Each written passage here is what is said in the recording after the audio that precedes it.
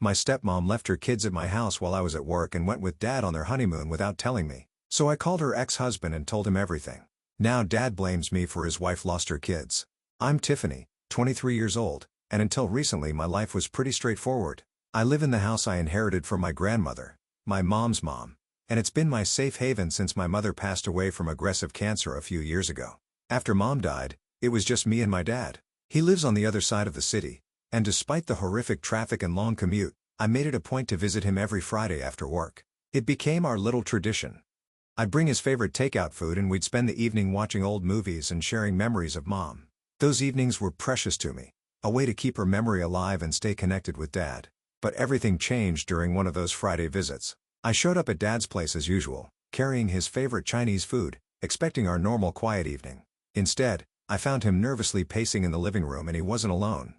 "Tiffany, honey, there's someone I want you to meet," he said, gesturing to a pretty woman sitting on the couch. She looked to be around 35, professionally dressed, with perfectly styled hair and a practiced smile. "This is Rachel. She's my fiancée." I nearly dropped the takeout bags. Fiancé? Dad had never even mentioned dating anyone, let alone being serious enough to propose. For a moment, I felt a surge of anger. How could he move on from Mom so quickly? But then I caught myself. It had been several years since Mom passed and Dad deserved to be happy, didn't he? Rachel stood up and extended her hand. "I've heard so much about you, Tiffany," she said warmly.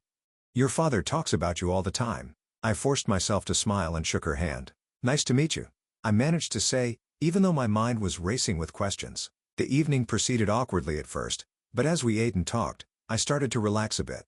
Rachel seemed nice enough, and it was obvious how much Dad adored her. He kept looking at her with those puppy dog eyes, and she'd touch his arm or shoulder occasionally in a way that seemed natural and affectionate. Just as I was starting to feel better about the situation, Rachel dropped another bombshell. So casually, you'd think she was commenting on the weather. "Oh, by the way," she said, while helping Dad clear the dinner plates, "my boys will be so excited to meet you. They're 6, 8, such wonderful ages." I nearly choked on my water. Boys? She had children? Something about the way she delivered this information, like an afterthought, bothered me, but I pushed the feeling aside. After all, this was a lot to process in one evening. "That's great," I said, trying to sound enthusiastic. "I look forward to meeting them." As I drove home that night, my mind was spinning. In the space of one evening, my quiet, predictable life with just me and Dad had transformed into something completely different. Things moved quickly after that first meeting. Before I knew it, Rachel and her sons, Tommy and Jake, had moved into Dad's house. The boys were pretty much what you'd expect from kids their age, running around, making noise, throwing occasional tantrums, but also having their sweet moments. Tommy, the older one, was into video games, while Jake, the younger one, couldn't sit still for more than 5 minutes. 4 months flew by and suddenly there was a wedding to plan.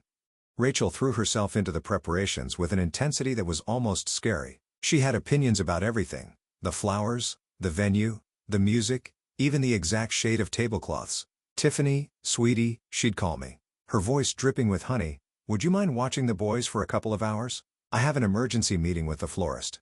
Or, "The cake tasting got rescheduled last minute. Could you please keep an eye on Tommy and Jake?" I didn't mind at first. It was only for a few hours here and there, and the kids were manageable in short doses. Besides, I wanted to show Dad I was trying to make this work. Then came the wedding day. The ceremony started well enough. The boys were cleaned up and on their best behavior, sitting quietly in their little suits. But as the reception dragged on, they got restless. I was sitting at my table, picking up my dinner, when I saw Tommy start flicking peas at his brother with a spoon. "Hey, guys," I said firmly, walking over to their table. "That's enough. You're going to hit someone." Jake had already grabbed his own spoon and was retaliating with mashed potatoes. "Cut it out," I warned them. "This isn't appropriate behavior." That's when Rachel materialized out of nowhere. Her perfectly manicured hand clamped down on my arm like a vice, and she practically dragged me behind one of the decorative pillars. "Don't you ever speak to my children like that again," she hissed, her face twisted with anger. Gone was the sweet, smiling woman I'd known for the past few months. "They were throwing food at other guests," I tried to explain, rubbing my arm where she'd grabbed me. "I was just trying to prevent a scene." "Listen to me very carefully," she cut me off, her voice low and harsh. "These are my children. You have absolutely no right to discipline them. When you have your own kids, if you ever have your own kids, then you can play mommy all you want. But until then, keep your mouth shut." Before I could respond, she'd plastered that fake smile back on her face and swanned back to the reception, cooing over Dad and charming the guests like nothing had happened. The changes started just a few days after the wedding. It was like Rachel had been waiting for that ring on her finger to show her true colors. That Friday, I drove to Dad's house as usual, fighting through rush hour traffic for over an hour. I had picked up Dad's favorite lasagna from Tony's, the restaurant he and Mom used to go to on their anniversaries. But the moment I walked through the door, something felt different. Rachel was lounging on the couch, our couch, where Mom and Dad used to sit, scrolling through her phone while the boys chased each other around the living room. She looked up at me with an expression I can only describe as annoyed. "Oh, Tiffany, you should really call before coming over." I stood there with the takeout bag in my hand, feeling like an intruder in the house I grew up in. "Call, but Dad and I always spend Friday evenings together. It's our tradition." Rachel sat up straighter, her eyes narrowing. "Well, things are different now. Your father has a family." The way she emphasized family made my stomach turn. "And I'll be the one establishing new traditions around here." I looked at Dad, who was sitting in his armchair, pretending to be absorbed in his tablet. He didn't say a word, didn't even look up. The father who used to stand up to anyone who upset me, who taught me to always speak my mind, just sat there in silence. Then Rachel's face suddenly lit up with delight. "But since you're here," she stood up and grabbed her purse, "and you brought dinner. This is perfect. Your father and I have been wanting to try that new Italian place downtown. We can have a proper date night and you can watch the boys." Before I could even process what was happening, she was pulling Dad up from his chair. "Come on, honey, let's get changed." 10 minutes later, they were gone. Just like that. No asking if I was free, no checking if I had plans. The lasagna I'd brought for Dad and me was being devoured by Tommy and Jake, who were arguing over who got the bigger piece. The next 3 hours were a blur of breaking up fights, preventing them from jumping off furniture, and trying to keep them from destroying the house. By the time Dad and Rachel finally came home around 11 p.m., I was exhausted. "Oh, we had such a wonderful evening," Rachel gushed, not even looking at the mess the boys had made. "We're absolutely exhausted though. Boys, time for bed." She herded them upstairs without so much as a thank you to me. Then she turned back, stifling an obviously fake yawn. "Well, it's getting quite late, isn't it? You should probably head home, Tiffany. You have quite a drive ahead of you." The following week, things got even worse. Rachel, who didn't work and spent her days managing the household, her words started showing up at my house unannounced with the boys in tow. "I have an emergency mani-pedi appointment," she'd say, already backing toward her car. Or, "Your father's taking me to that new French bistro. The boys hate French food. We'll pick them up in a few hours." She didn't ask. She didn't even pretend to ask anymore. She'd just drop them off and leave, like I was some kind of on-call babysitting service. Sometimes she'd show up right as I got home from work, still in my office clothes, too tired to argue. Finally, after weeks of this nonsense, I snapped. It was a Wednesday evening and I had just finished a brutal day at work involving 3 client presentations and a system crash that lost me 2 hours of progress. All I wanted was to take a hot shower and collapse on my couch. Instead, I pulled into my driveway to find Rachel's SUV parked there, with her already unloading the boys and their backpacks. "Perfect timing," she chirped, pushing Tommy toward my front door. "I have a spa appointment and then dinner with your father. They'll need dinner in about an hour." "No," I said firmly, still standing by my car. "I wasn't hired to be your personal babysitter. I'm tired. I've had a long day, and I didn't agree to this." Her face turned an interesting shade of red. "How dare you?" She grabbed both boys by their arms, practically yanking them back toward her car. "Boys, get in the car," she snapped, then turned to glare at me. "You'll regret this attitude, Tiffany." She peeled out of my driveway so fast she left tire marks. I went inside, made myself a cup of tea, and had just started to relax when my phone rang. It was Dad. "What the hell is wrong with you?" he barked before I could even say hello. "How dare you speak to my wife that way? She's in tears." "Dad. Wait. No, you wait. You're being cruel and selfish. I won't tolerate you treating my wife like this. She's been nothing but kind to you. Dad, please just listen." But he'd already hung up. I sat there staring at my phone, feeling like I'd been punched in the gut. That was the first time in my life my father had ever spoken to me that way. A week passed with no contact from either of them. Part of me was hurt, but another part was relieved to have some peace and quiet. When Friday rolled around, I treated myself to take out and a bottle of wine, looking forward to a quiet evening alone. I was getting out of my car when I heard noises coming from inside my house. My heart started racing. Had someone broken in? I was reaching for my phone to call the police when I heard what was definitely children laughing. What the hell? I unlocked my front door with shaking hands and found Tommy and Jake sprawled on my living room floor, surrounded by empty snack packages and juice boxes. The TV was blaring cartoons and there were crumbs everywhere. "What are you doing here?" I demanded. Tommy shrugged, not even looking away from the TV.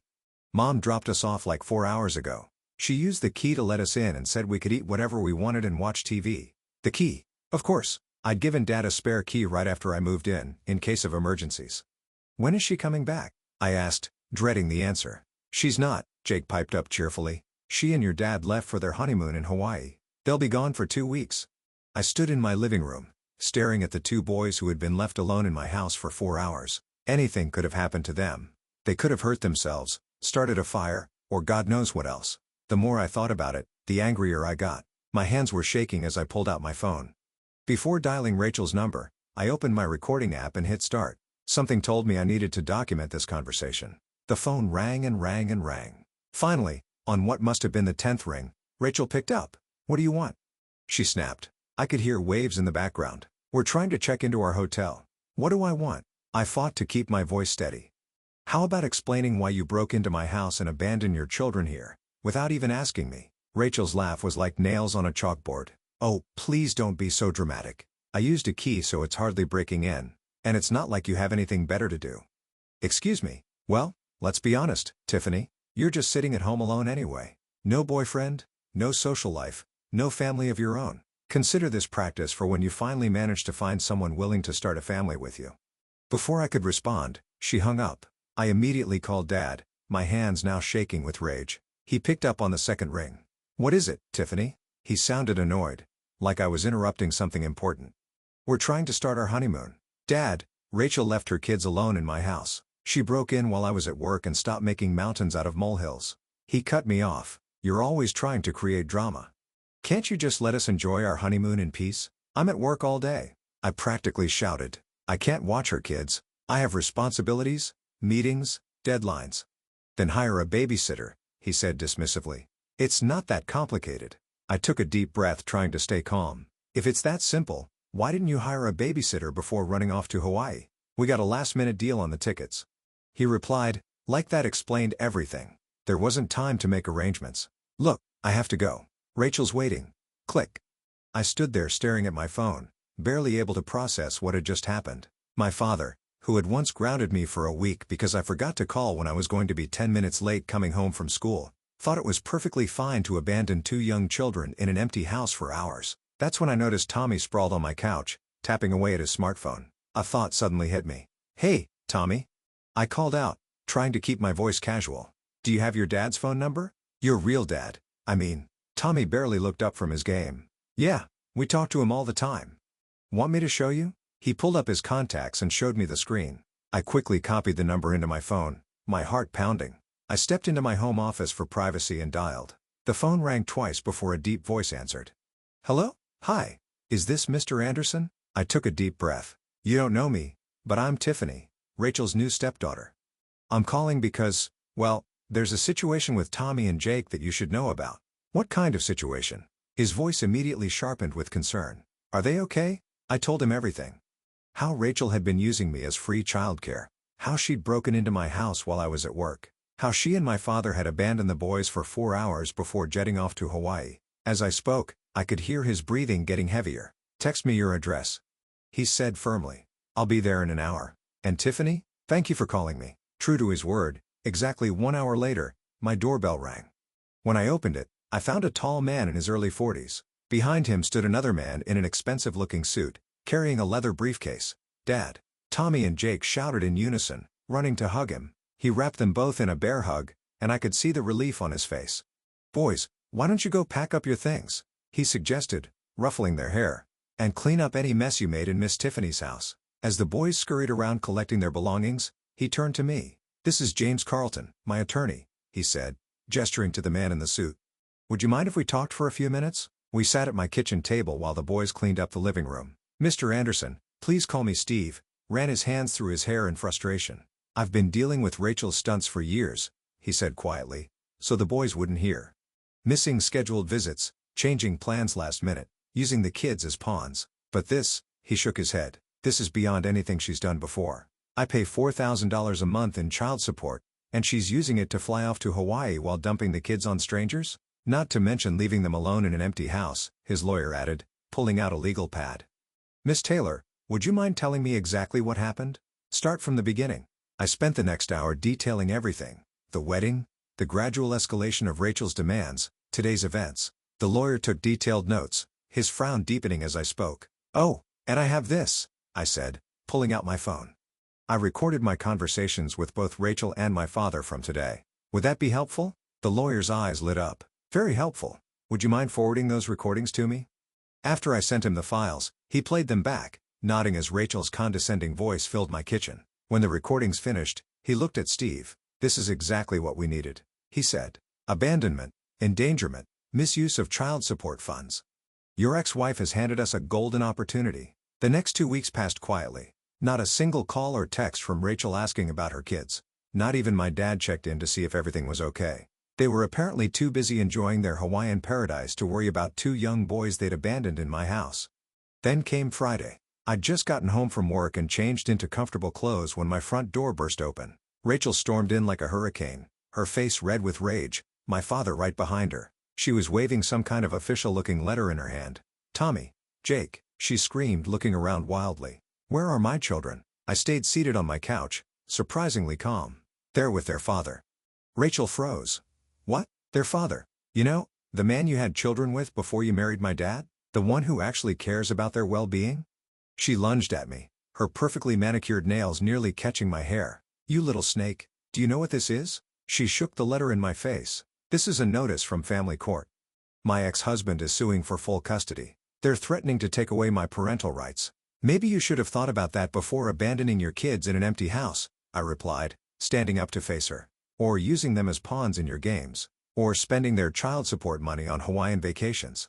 She turned to my father, clearly expecting him to defend her. He stepped forward, his face dark with anger. "I never thought my own daughter could be so vindictive," he spat.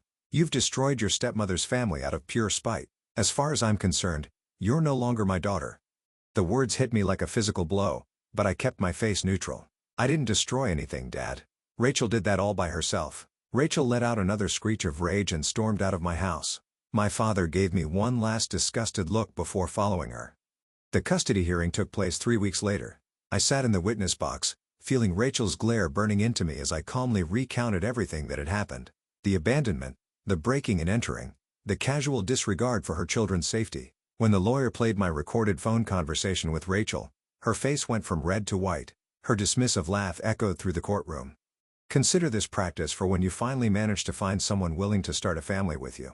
The judge's expression grew stormier with each piece of evidence. By the time I finished my testimony, Rachel was slumped in her chair, her previous arrogance completely deflated. The verdict came down like a hammer. Full custody awarded to Steve Anderson. Rachel's child support payments terminated immediately. A stern warning that any further instances of child endangerment would result in complete termination of her parental rights. You'd think losing custody of her children would have humbled Rachel, but you'd be wrong. Instead, she and my father launched a campaign of harassment against me. My phone would blow up with messages calling me every name in the book. When I blocked their numbers, they started calling from different phones. When I blocked those, they began showing up at my house. They'd pound on my door at all hours, Rachel's shrill voice carrying through the neighborhood. "Open this door, you home-wrecking little bitch." I tried to ignore them, but one day, after a particularly rough week at work, I'd had enough. When the banging started, something inside me snapped. I marched to the door and threw it open. "You want to talk? Fine. Let's talk." They stormed into my living room, Rachel immediately launching into a tirade about how I'd ruined her life, how she couldn't afford her spa treatments anymore without the child support money. How dare I interfere with her family? I let her rant for about 30 seconds before turning to my father. "Are you done?" "We're not done until Rachel started," but I held up my hand. "I wasn't talking to you." I focused on my father. "Hey Dad, remember Mom's house? The one you're living in right now?" He blinked, caught off guard by the sudden change of topic. "You know, the house that Mom left to me in her will? The one I've been letting you live in rent-free out of the goodness of my heart." The color drained from his face. Rachel stopped mid-rant, her mouth hanging open. I stood up, drawing myself to my full height. "So here's what's going to happen. The harassment stops. The calls stop. The visits stop. Because if they don't, I'll evict you faster than Rachel here can say spa day. And then you can both try surviving on your salary alone, with no free housing and no child support money to subsidize your lifestyle." I walked to the door and held it open. "Mom would be ashamed of how you've acted. Now get out of my house." Rachel grabbed her designer purse and stormed out. My father lingered for a moment, looking lost, Then followed her without a word. That was 3 months ago. They haven't bothered me since. Through the family grapevine, I hear Rachel's making my father's life hell, constantly complaining about their reduced circumstances now that she can't spend her kids' support payments on herself. Apparently, they can barely afford their lifestyle on just my father's modest salary. I ran into my cousin Sarah at the grocery store last week. She told me Rachel's been throwing tantrums about having to shop at regular stores instead of her beloved boutiques. My father looks tired all the time now, she said, like he's aged years in just a few months. Do I feel bad? Honestly, no. My father chose this. He chose to stand by and watch while his wife abused my kindness. He chose to say nothing when she abandoned her children in my house. He chose to disown me rather than admit she was wrong. I don't regret what I did. Sometimes standing up for what's right means being the bad guy in someone else's story. I'm okay with that. I sleep just fine at night knowing those boys are safe and loved, even if it cost me my relationship with my father. Postscript. I still own my father's house. And no, I haven't evicted him yet.